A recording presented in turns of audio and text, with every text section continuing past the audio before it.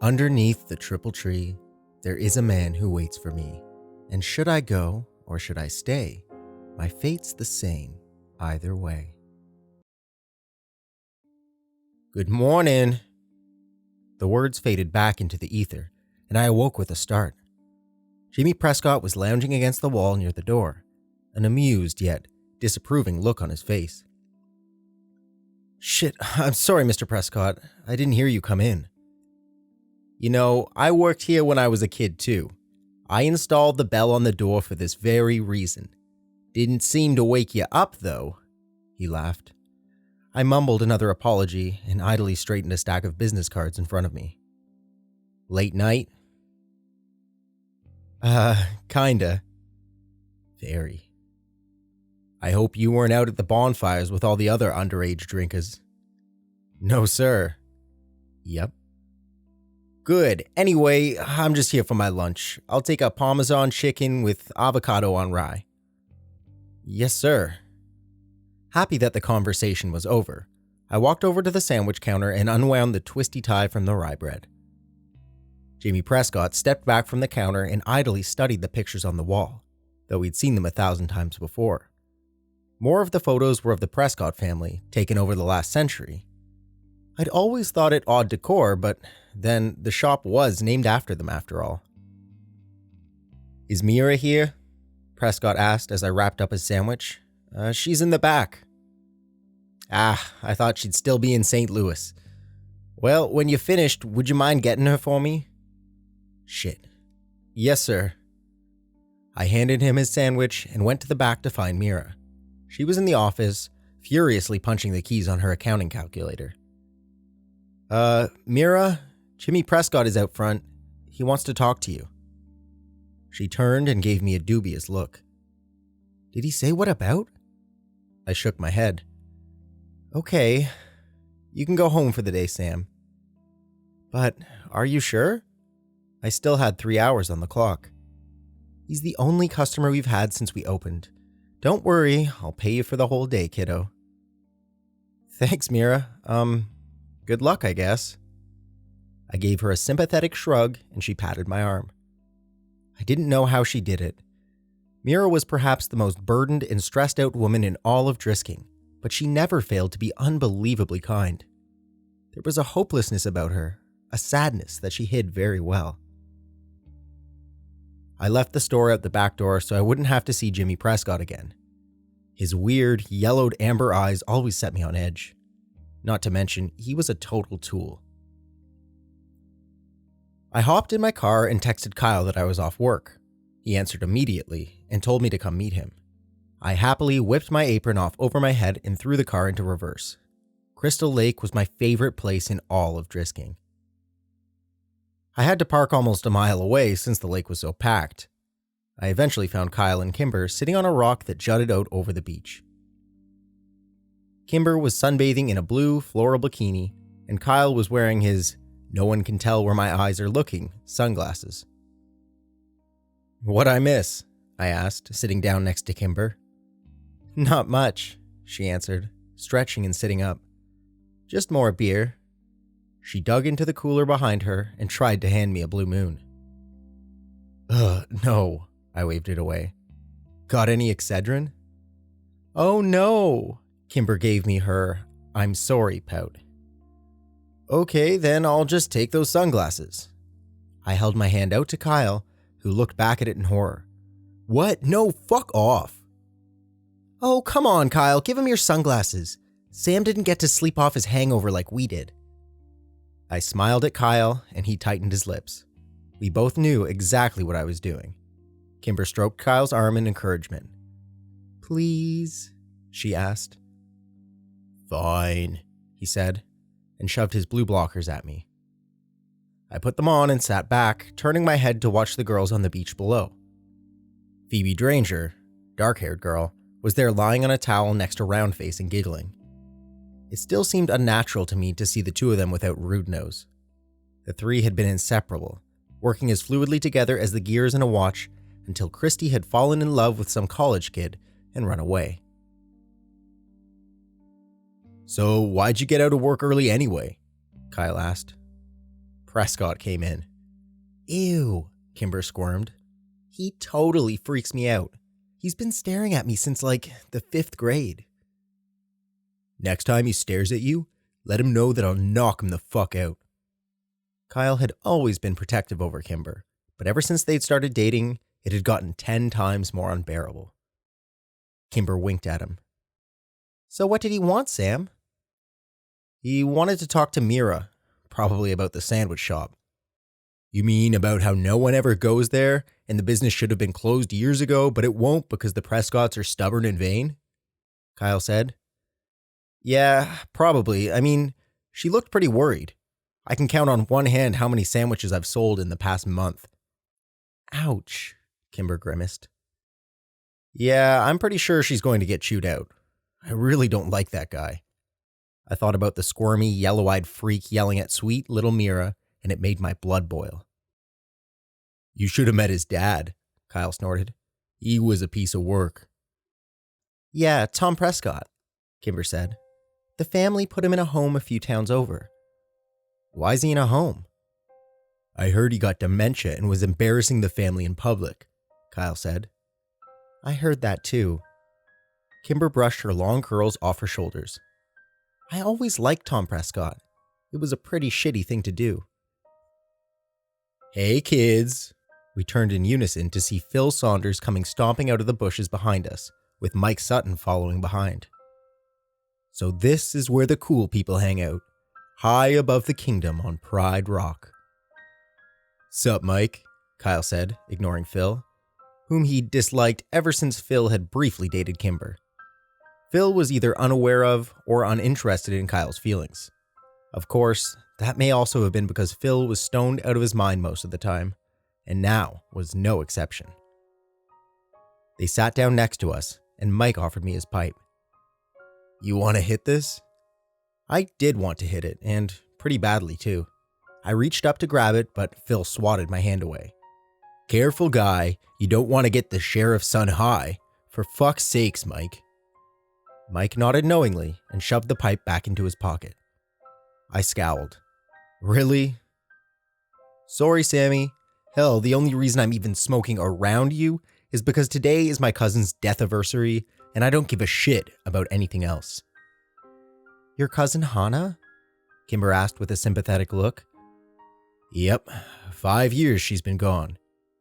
Too many people disappear in these woods, man, Mike said as he exhaled a cloud of smoke. Yeah, man, Phil nodded.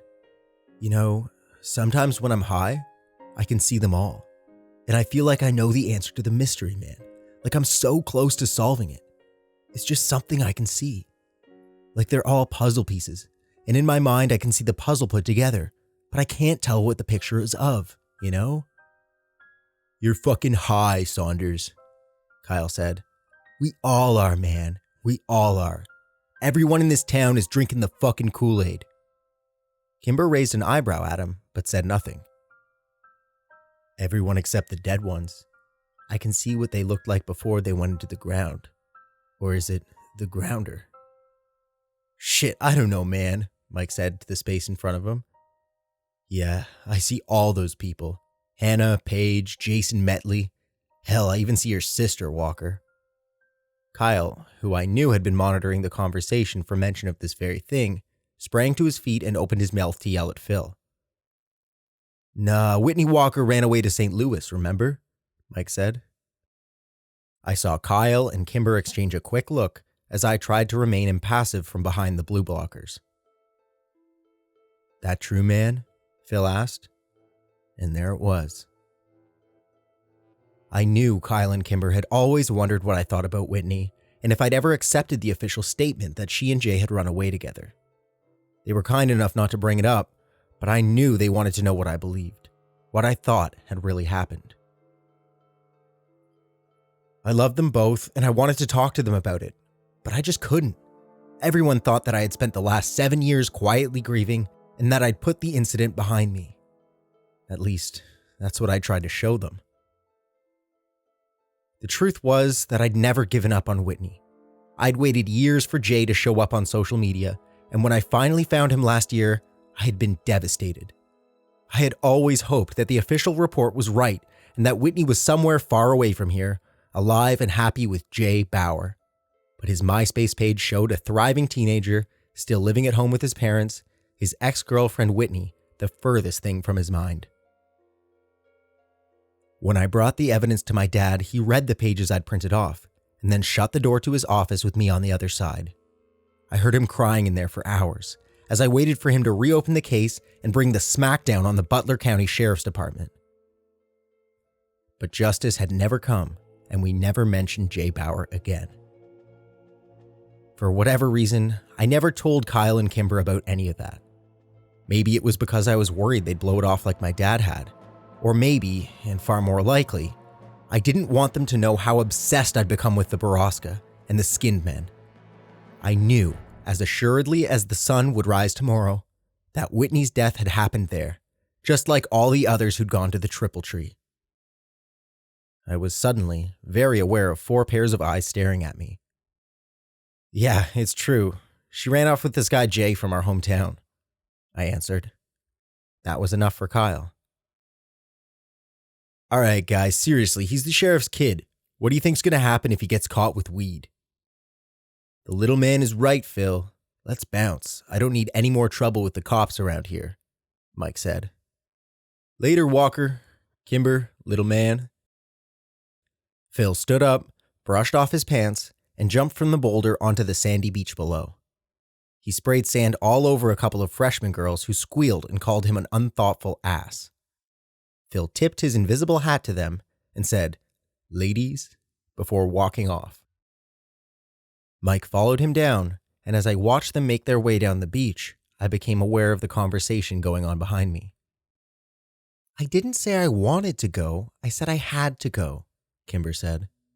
It's only 2:00, and it's Sunday. I know, but my parents have been fighting a lot lately, and I don't want to leave my mom alone too long.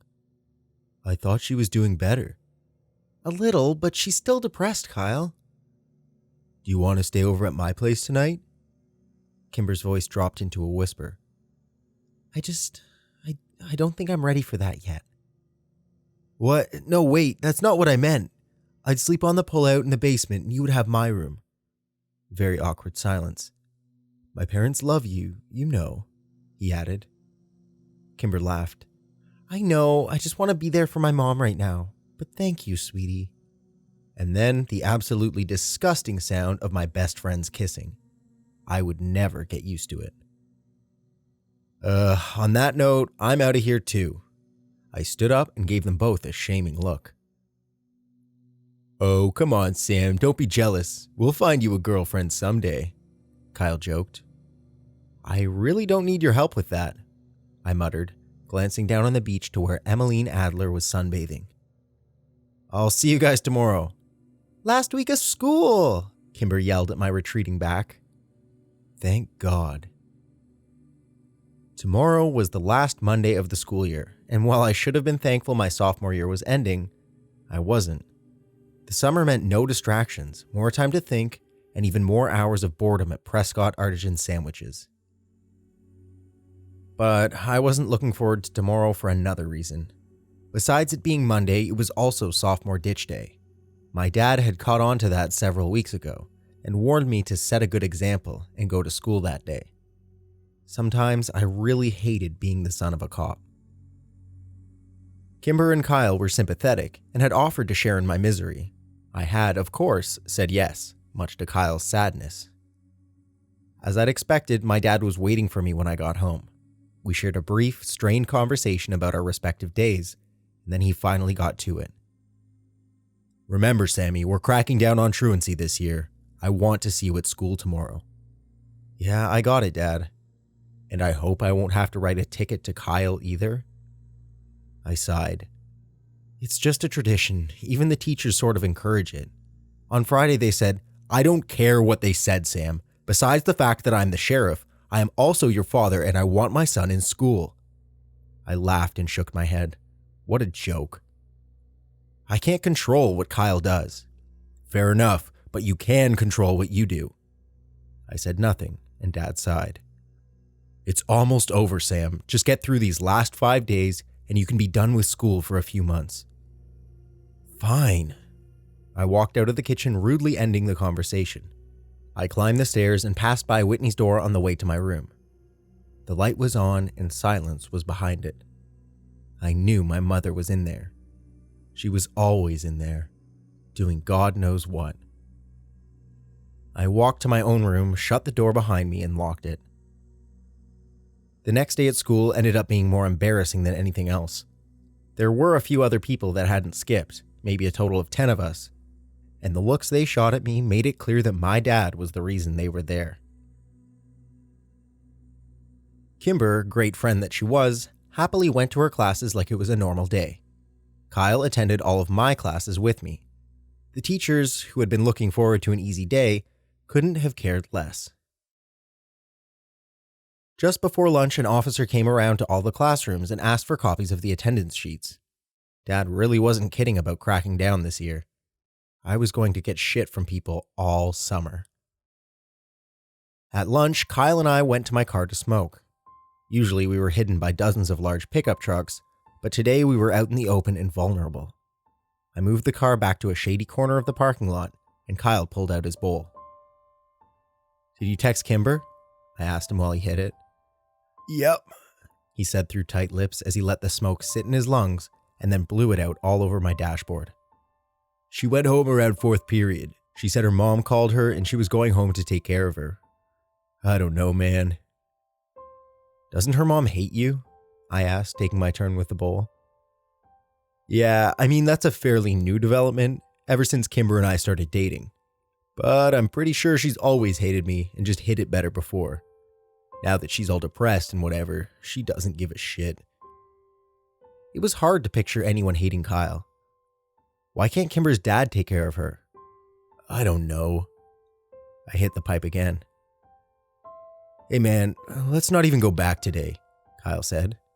"You think?" I asked. "Yeah, I mean, you've put in 4 periods. You've been a good son.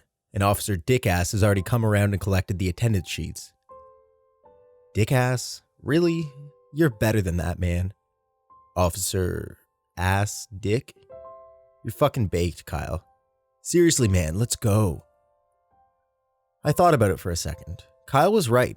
I'd done my duty as a son, and if I left now, I'd have enough time to go to the GameStop before work. Fuck it. I turned on the ignition. Kyle sat up in his chair and rolled down the window to clear out the smoke. "Hey man, can you drop me off by Kimber's?" "Sure, but how are you going to get home? Can you come get me after work?" "What if her mom throws you out again?" Kyle rolled his eyes. "That was one time. Why can't I just drop you off at home and you take your own car? It needs new tires." New tires, of course. What Kyle really meant was that his insurance had lapsed and he didn't have any money for gas. He bought the car last summer after working double shifts at the convenience store for half a year. It was an okay car, newer, but I knew he'd only wanted it to impress Kimber, something he vehemently denied. Had it worked? Not in my opinion. They'd started dating in the fall and Kyle quit his job to spend more time with her. Kimber didn't seem like the kind of girl to be impressed by a Pontiac Bonneville, but Kyle was convinced that that's how he'd won her over. I was sure all the car had really done was give him the confidence to ask her out. And now that its part in their romance ended, the car sat in the garage of the Landy home collecting dust instead of memories. GameStop didn't have what I wanted, and neither did Driskin Games and Media. Since I had nothing else to do, I decided to show up to work early and hope that Mira would let me leave early too. I parked in the front and walked in the door, unsurprised to see no one at the front counter. There were only 3 of us that worked at the shop, and sadly, I never got to see the other girl, Emmeline, who worked on the days I didn't. This was disappointing to me since she was half the reason I'd applied there in the first place. I went into the back to tell Mira I was there, and found her slumped over her desk on a pile of receipts and paperwork.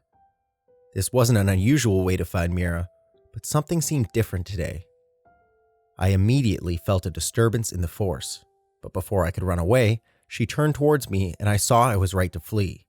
Mira was crying. "Are you, I'm sorry," she said quickly, wiping her eyes. Is it 4 already? No, it's 2:15. I just thought maybe if I came in early. Oh, right, it's your ditch day. Mira wiped her eyes only to have them fill with tears again. I don't understand, Sam. This store has been operating in the red ever since I was hired to manage it. What am I doing wrong? I don't know, I offered lamely, the instinct to escape never stronger. No one comes in here, ever. And Mr. Prescott refuses to let me put up signs to advertise. He says they're unsightly, but how does he expect me to pull in business? I need this job, Sam. I must have looked like a frightened deer because when Mira glanced over at me, she seemed to subtly collect herself.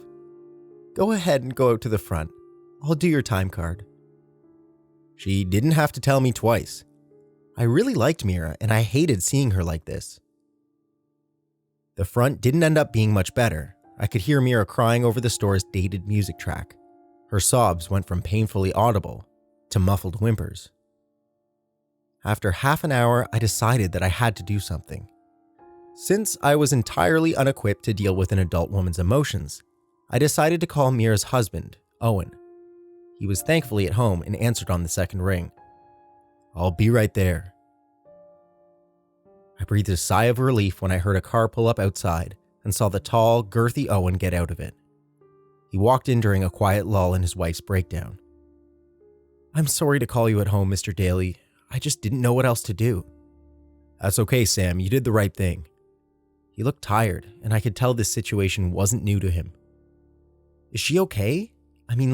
Will she be okay? Oh, yeah, he nodded. We're just going through some things. Oh, Mira said the store is going bankrupt too? I winced as soon as the words were out of my mouth. Yeah, Owen ran a hand through his hair. That's part of it, although I don't think Jim is going to let that happen. Mira is more upset about... He sighed. Has Mira told you about her, appointments? No. Well, we've been trying to get pregnant for years. Long, painful years. It's just so goddamn important for her to have a baby. And she blames me for our problems. He walked around the room, staring at the pictures, not really talking to me anymore. I understand why it's so important to her. I just don't understand the obsession with it, Because she's the last one in her family. Because she's the last McCasey on the planet. Does she even realize that our baby wouldn't be a McCasey? He'd be a Daly. I tell you, Sam, never marry a woman with a crazy father and 4 dead uncles. They develop these obsessions with lineage and... 4 dead uncles? What? Oh, yeah, the famous ones. The 4 brothers who died in the Drisking mines? Well, that only left her dad. And her parents were only able to conceive her, which leaves her as the last McCasey and hope for the family line. So of course you see how this is all my fault.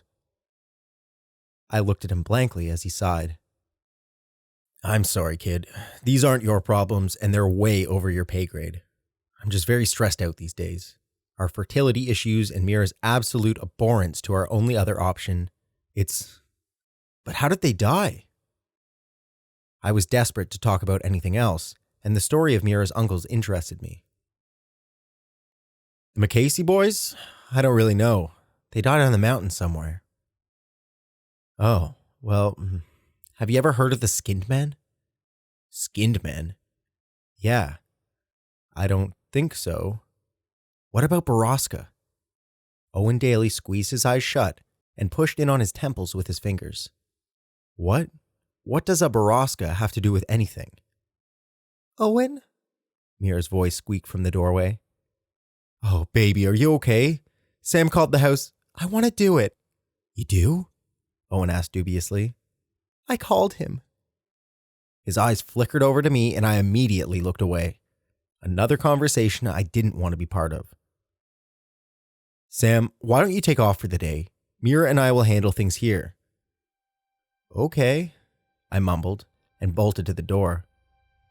Once I was in my car and backing away, I called Kyle.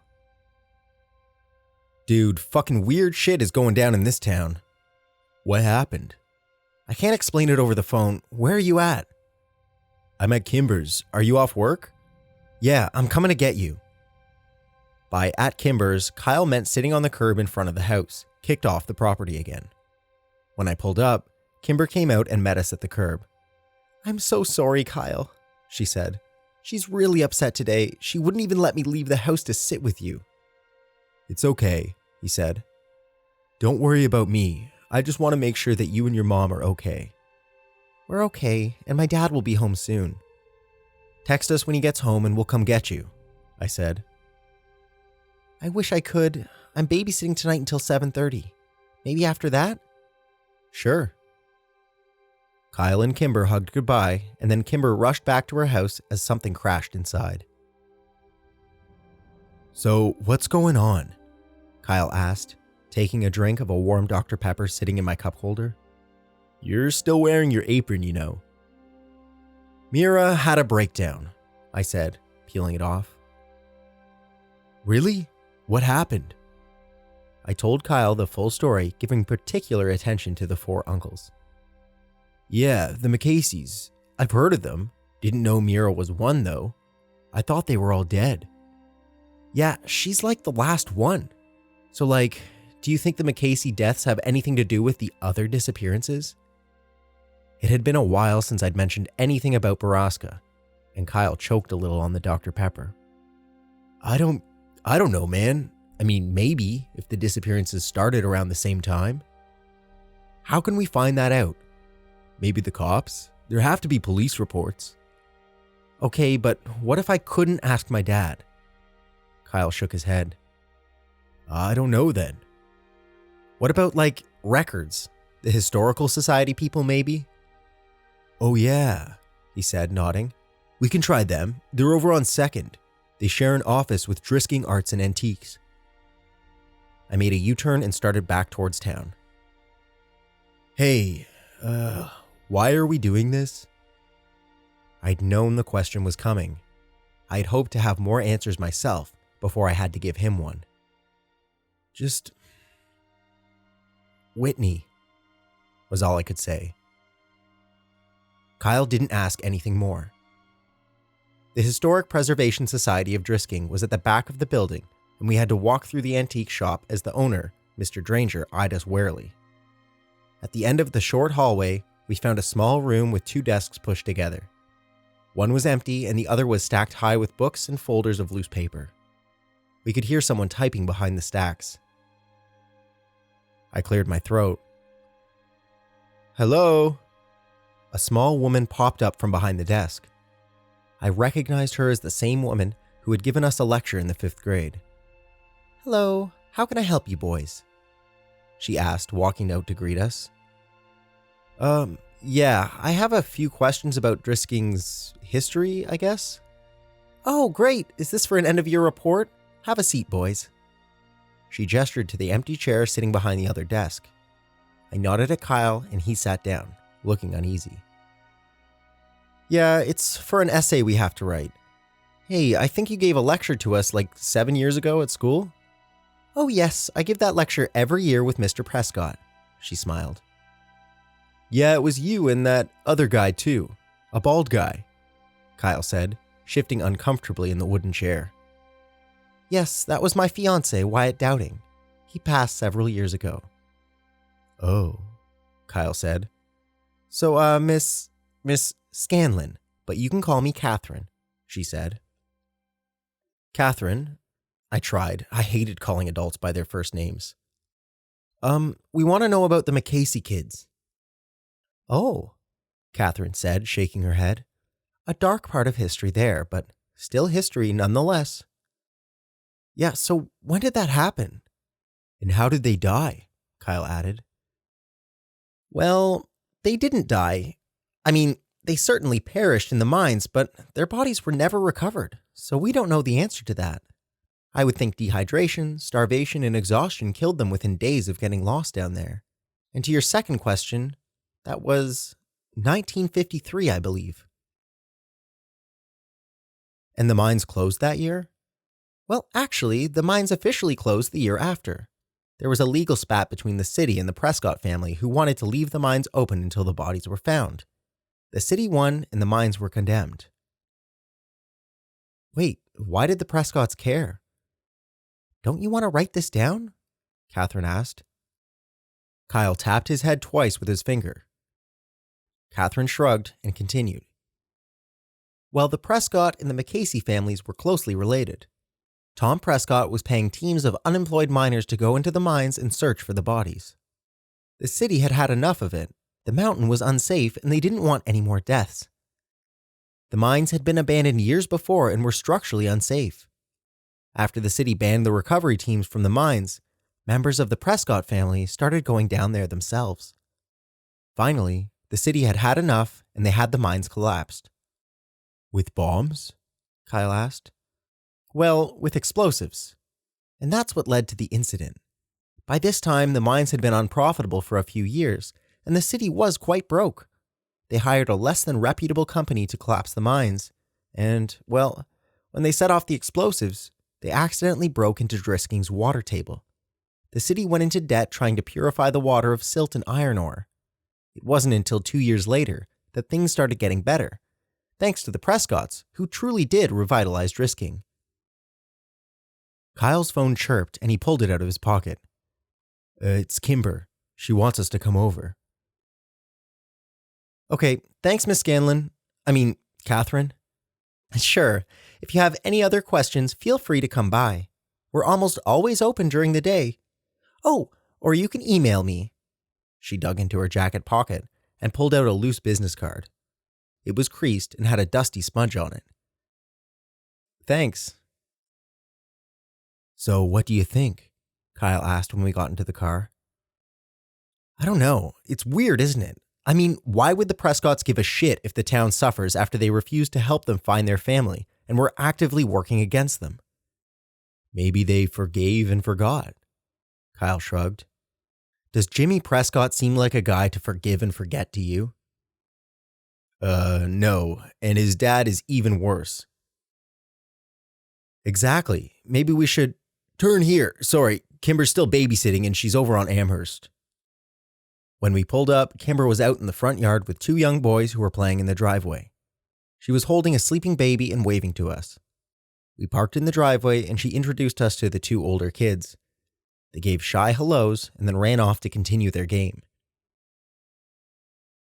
Once they'd left, we explained everything that had happened to Kimber, while she listened and rocked the baby in her arms.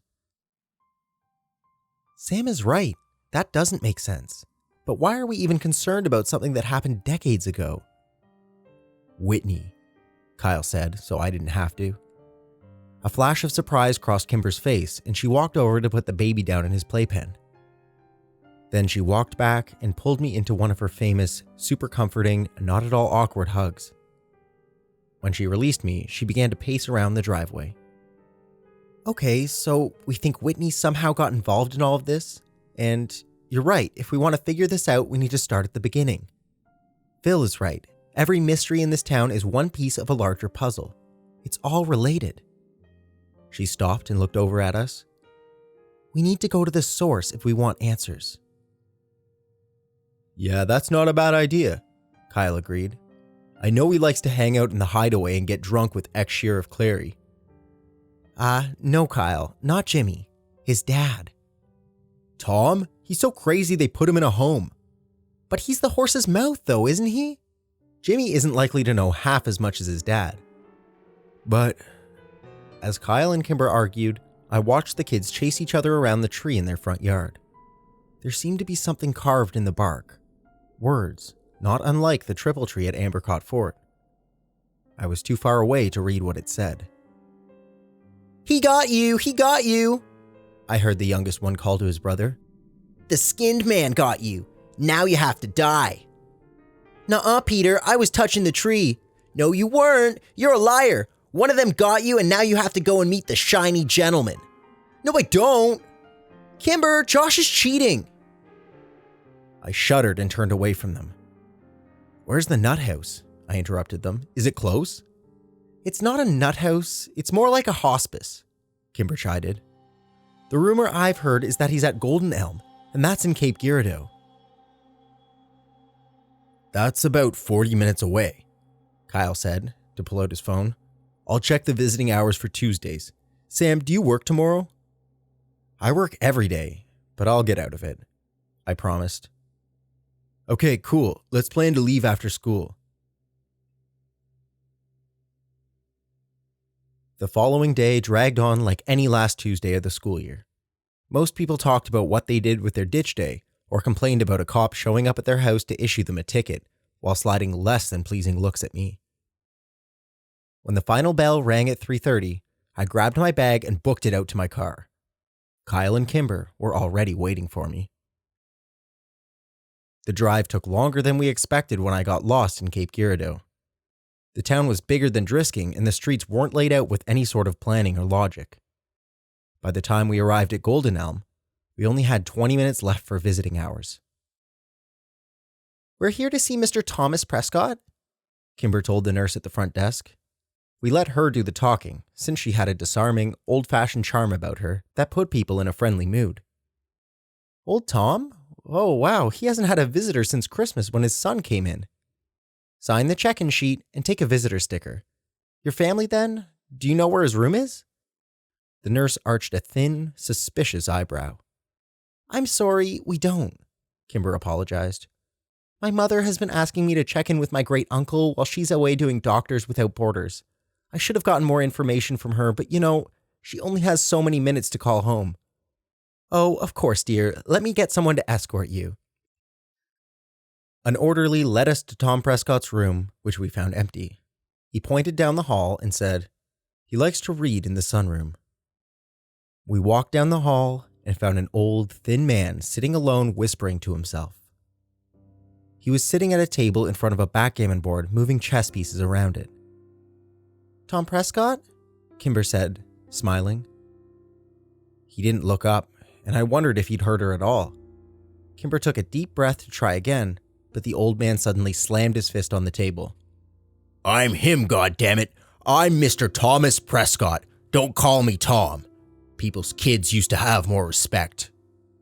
I'm sorry, sir, Kimber said gently, as she sat down in the chair opposite him. You kids have no respect. Do you even know who I am? It's my son that's done it. That boy's mama should have whipped him, but she was soft and now he's running around my town spreading his vulgarity and disrespect. Our apologies, Mr. Prescott. We never meant to be disrespectful. We greatly admire you. You're the man who built our town into what it is today. Everyone remembers that. Drisking was suffering and the town was dying and then you fixed it. We know that. I did what I had to do, the old man grumbled. It was my town. It still is. Who are you, little girl, to come in here and suggest otherwise? No, that's not what I said. Kimber changed tactics. And as for who we are, we're Mira McCasey's kids. Do you remember the McCaseys? Huh, so you're Ida's granddaughter. That explains why you're not there. We exchanged puzzled looks. We're right here, Mr. Prescott, Kimber said. You know what I meant, young lady. They all know. They know I rescued the town, and that's my town. Of course they were going to let me do anything I wanted, as long as the money kept coming in. That's why it's my town. Is the money still coming in? Kimber tested. Well, you're here, aren't you? They didn't like it, but they took the money. They didn't know. Not everything. They didn't, but they suspected some. And they must have been okay with it because they kept electing Cleary, and they kept taking the money. Prescott picked up a pawn and ran his fingers over it as he talked. It's just a powder, So unassuming. A fine, soft powder. The powder doesn't know what it is. It doesn't know that it's bad. It's the people who say it's bad. But it needed to be done. You know that, Ida. You know that we had to do it. Kimber looked him in. I know we had to do it, but it's your son. I don't think he's doing it right. Well, of course he isn't. The elderly Prescott slammed his fist on the table again, and 2 rooks tumbled to the floor. They were mine. He took them from me. He thought he could do it better, but he took mine and he ruined my legacy. Decades of work, and now it's all run by the powder. It's the dust of a crumbled empire. What about the skinned men? I asked, caught up in the moment. What are you talking about, boy? He growled. And the treehouse, the triple tree. What is it? What is it for? Triple tree? I didn't authorize that. We paid triple the price, but it was only for a short while, when things were slow. We certainly never charged triple. That's bad business. Where is Borrasca? Has my idiot boy been telling you that? Did he offer you triple for them? He's ruining my town, isn't he? God damn it, Jimmy. You get him in here. Ida, you get my boy on the phone. You tell Jimmy I want to talk to him. You tell him that they're still mine, Ida. Ida, get Jimmy on the phone. Kimber picked up and Kyle pushed her behind him as the old man rose to his feet, tall and imposing. We were backing toward the door when the orderly came in with a disapproving look on his face and shooed us out. Kimber jumped up and Kyle pushed her behind him as the old man rose to his feet, tall and imposing. We were backing toward the door when the orderly came in with a disapproving look on his face and shooed us out. Long after we made it to the lobby, we could still hear Tom Prescott yelling for his son. The ride home was quiet, and I spent it trying to fit the pieces of the puzzle together. The skinned men, the triple tree, the shiny gentleman, the powder. These things seemed to have been pulled blindly from the ether, random and meaningless. The veil over my eyes was thick and heavy, but I was closer to Borrasca than I'd ever been before. I could feel it all around me, but I couldn't see it. I could almost touch it, but I couldn't yet comprehend it.